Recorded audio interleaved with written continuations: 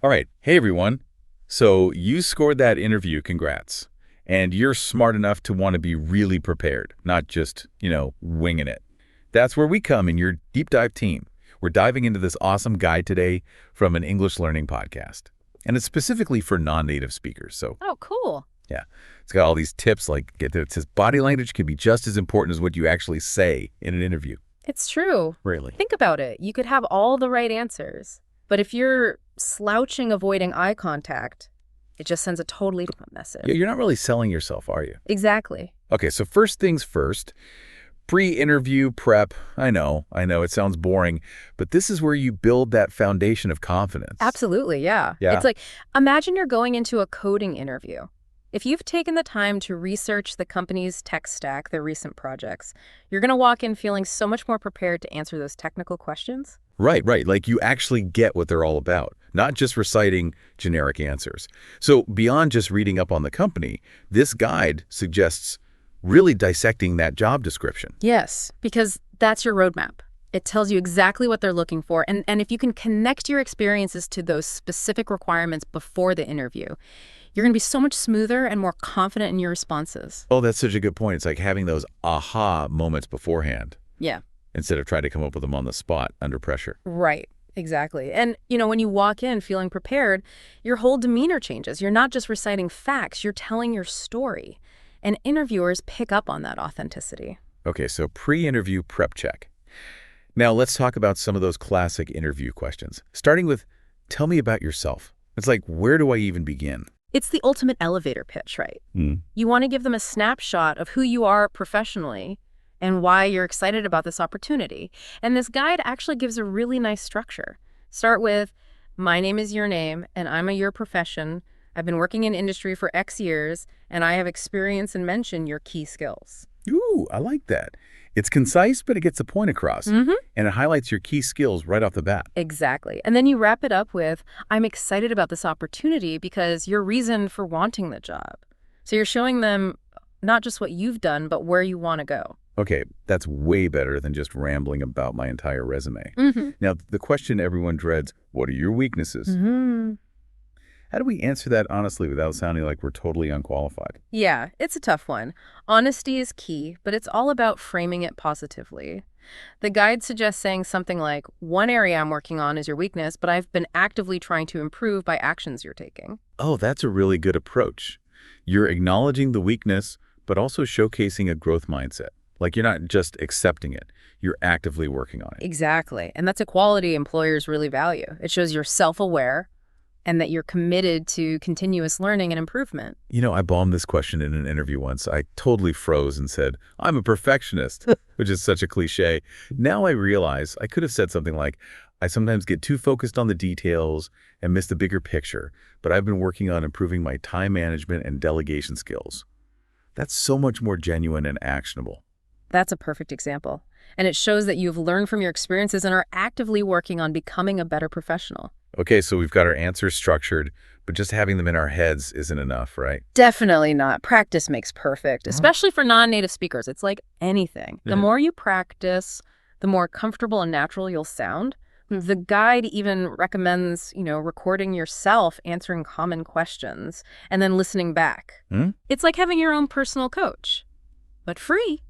That's a good idea. Yeah, you'll catch those little things, like using filler words or speaking too quickly. And, speaking of communication, there's a whole section here specifically for non-native speakers. Oh, yeah. That's a really important point. What kind of tips does it offer? Well, first and foremost, it emphasizes clarity and conciseness. It actually suggests using simpler sentence structures and vocabulary, which I know that might sound counterintuitive. Yeah, no, I totally get it. When you're nervous, it's easy to overthink things and end up with these long, convoluted sentences that even a native speaker would struggle to follow. Exactly. And the guide points out that for non-native speakers, that complexity can be amplified. So by keeping your language clear and direct, you're ensuring that your message gets across without any confusion. That makes so much sense. It's like, focus on the substance of what you're saying, not trying to impress them with fancy words. Right. And, the guide also suggests practicing specific phrases. that are common in interviews. Like instead of saying, I have a lot of experience in, you could say, I've gained extensive experience in. Ooh, I see, yeah. Just little tweaks, but they make a big difference. That's a good tip. Okay. So we're talking about the words themselves, but what about the way we deliver them? This guy talks a lot about body language. Yeah, it's huge, huge. Think about it.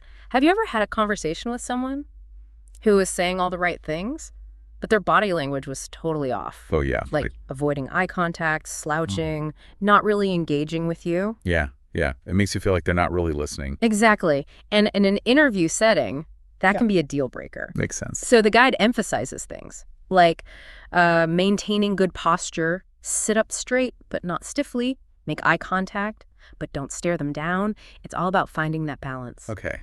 Posture, eye contact. What about smiling? Is that important too? Smiling is great. It conveys warmth, approachability, and it helps build rapport. But again, it's about authenticity. A genuine smile can go a long way. Don't force it. Okay, got it. So it's not about putting on a show. It's about being present and engaged. Okay, this is where it gets really interesting. The guide says we shouldn't just be answering questions, we should be asking them too. Yes, it's so important. And it's not just about seeming interested. It's about gathering information to decide if this is the right fit for you. Oh, that's a good point. Yeah. It shows initiative, curiosity, and that you've really thought about the role in the company. You know, I used to be so nervous in interviews, I'd just be relieved to get through the questions without messing up. I never thought about asking my own. It's a missed opportunity. Remember, an interview is a two-way street. You're evaluating them just as much as they're evaluating you. That's true. Yeah. Okay, so what kind of questions should we be asking? The guide gives a few examples, like, what's the team culture like here? How do you measure success in this role? And what opportunities for growth are there within the company? Those are great starting points. And the guide emphasizes that you should tailor your questions to the specific company and role.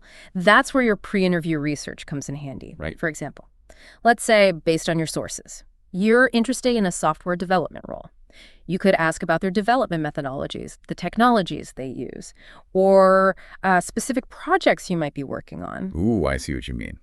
It shows you've done your homework and are genuinely interested in the company's work. It's so much more impactful than just asking generic questions. Exactly. It shows you're thinking critically and that you're already envisioning yourself in that role. Okay, so we've prepped, we've practiced our answers, we've mastered our body language, and we've got our insightful questions ready. What's next?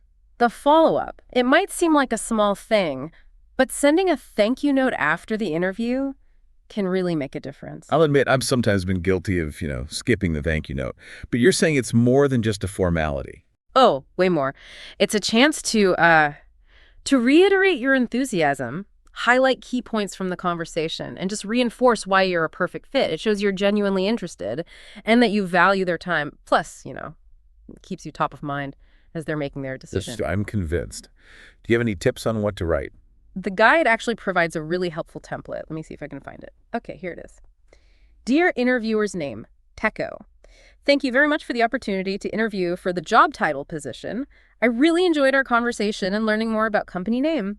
I'm very excited about the possibility of joining your team and contributing to a specific project or goal. I look forward to hearing from you soon.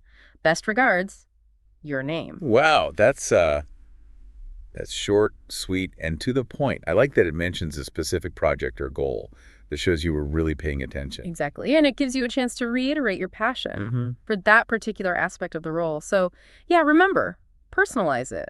Mention something specific you discussed that really resonated with you. Okay, so, wow, we covered a ton of ground here. Pre-interview prep, conquering those tricky questions, body language secrets, asking smart questions, and even nailing that follow-up email. I feel like I could walk into an interview tomorrow and totally rock it. I think you could. And the skills you gain from preparing for interviews, they'll serve you well throughout your career. From networking events to presentations, clear and confident communication is essential. That's so true. It's like these aren't just interview tips, they're life skills. Yeah. And who knows, maybe someday you'll be the one on the other side of the table conducting the interviews. Maybe, yeah. But for now, focus on acing this one. You got this. So to all our listeners out there prepping for that big interview, remember, preparation is key. Authenticity shines through. And don't forget to send that thank you note. And most importantly, remember that it's a two-way street. You're interviewing them just as much as they're interviewing you. Go in with confidence, curiosity, and a genuine desire to see if this is the right fit for you. That's it for this deep dive. We're so excited for you. And your next career move. We'll be back soon with more insightful guides and practical tips to help you navigate the world around us. Until then, keep learning, keep growing, and keep diving deep.